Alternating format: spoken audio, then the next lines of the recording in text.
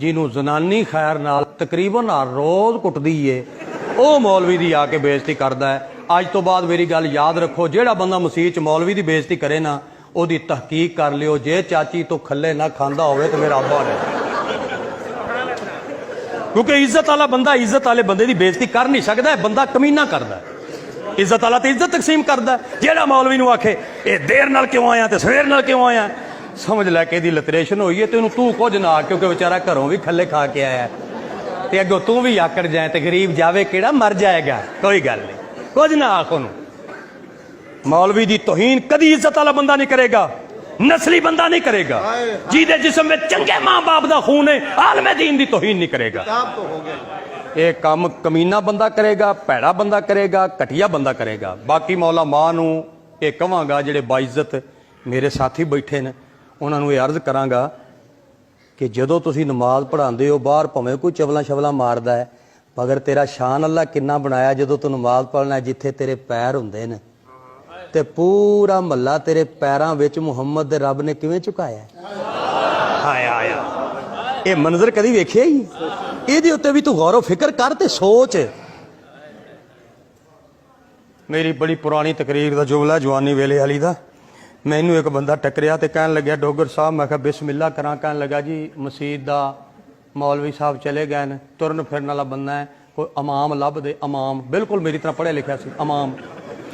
ਮੈਂ ਕਿਹਾ ਜੀ ਬਿਲਕੁਲ ਇਮਾਮ ਲੱਭ ਕੇ ਦਿੰਦੇ ਆ, ਤੇ ਇਹ ਫਰਮਾਓ। ਮੈਂ ਕਿਹਾ ਕਿਵੇਂ ਹੋਵੇ? ਹਾਫਜ਼ ਹੋਵੇ, ਹਾਫਜ਼। ਮੈਂ ਕਿਹਾ ਚਲੋ ਬਈ, ਪੂਰਾ ਹਾਫਜ਼ ਹੋਵੇ, ਕਾਰੀ ਵੀ ਹੋਵੇ।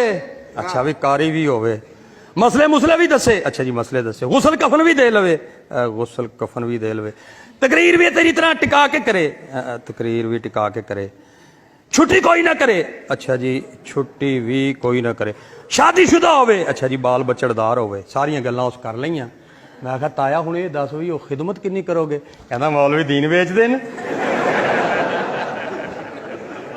ਮੈਂ ਕਿਹਾ ਮੈਂ ਸਮਝ ਗਿਆ ਕਿ ਕੀ। ਮੈਂ ਕਿਹਾ ਤੂੰ ਇਸ ਤਰ੍ਹਾਂ ਕਰ, ਬਹਾਵਲਪੁਰੋਂ ਪਲਾਸਟਿਕ ਦਾ ਲੈ ਆ ਮੌਲਵੀ, ਉਹਦੇ ਵਿੱਚ ਫੂਕ ਭਰ ਲਈ ਤੇ ਜਦੋਂ ਨਮਾਜ਼ ਪੜ੍ਹੀ ਤੇ ਫੂਕ ਕਰਕੇ ਉਹਨੂੰ ਨੁੱਕਰ ਨਾਲ ਲਾ ਦਿੱਤਾ।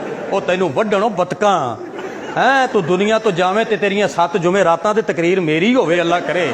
ਤੈਨੂੰ ਹਯਾ ਨਹੀਂ ਆਂਦੀ? ਤੇਰੀ ਸੱਸ ਹੈ, ਸਾਡੀ ਕੋਈ ਨਹੀਂ। ਤੇਰੀ ਰਿਸ਼ਤੇਦਾਰੀ ਹੈ, ਸਾਡੀ ਕੋਈ ਨਹੀਂ। ਸਾਡੇ ਬੱਚੇ ਪੈਸੇ ਨਹੀਂ ਮੰਗਦੇ। ਨਹੀਂ, ਅਸਾਂ ਕੀ ਖਾਂਦੇ ਆ? ਅਸਾਂ ਖਲ ਖਾਂਦੇ ਆ। ਉਹ ਬੰਦੇ ਦੇ ਪੁੱਤਰਾਂ ਵਾਲਾ ਕੰਮ ਕਰ, ਹੋਵੇ ਪੜ੍ਹਿਆ ਲਿਖਿਆ ਤੇ ਉਹਨੂੰ ਵਾਲਾ ਦੀਨ ਵੇਚਦੇ। ਇਸ ਵਾਸਤੇ ਸ਼ਫਕਤ ਕਰੋ ਤੇ ਮਿਹਰਬਾਨੀ ਕਰੋ, ਆਪਣੇ ਉਲਮਾ ਦੀ ਕਦਰ ਕਰੋ, ਉਲਮਾ ਦਾ ਇਹਤਰਾਮ ਕਰੋ। ਜ਼ਿੰਦਾ ਨੂੰ ਵੀ ਮੰਨੋ, ਮਰਨ ਤੋਂ ਬਾਅਦ ਜੋ ਮੰਨਣਾ ਹੈ, ਕੁਰਾਨ ਦੀ ਕਸਮ, ਮਰਨ ਤੋਂ ਬਾਅਦ ਮੰਨਣਾ ਹੈ। उम्र भर संग जनी करते रहे अहले चमन, ये अलग बात है दफनाएंगे बड़े एजाज के साथ। ਜਿਹੜੇ ਬਾਬਿਆਂ ਨੂੰ ਜ਼ਿੰਦਗੀ ਸਾਰੀ ਅਸੀਂ ਸੋਲੀ ਤੇ ਚੜਾਇਆ, ਤਕਲੀਫਾਂ ਦਿੱਤੀਆਂ ਨੇ, ਮਰਨ ਤੋਂ ਬਾਅਦ ਇਹਨਾਂ ਦੀਆਂ ਕਬਰਾਂ ਤੇ ਗੁੰਬਦ ਬਣਾਏ ਤੇ ਚਾਦਰਾਂ ਚੜਾਈਆਂ, ਕੀ ਮੰਨਿਆ ਤੇ ਫਿਰ ਕੀ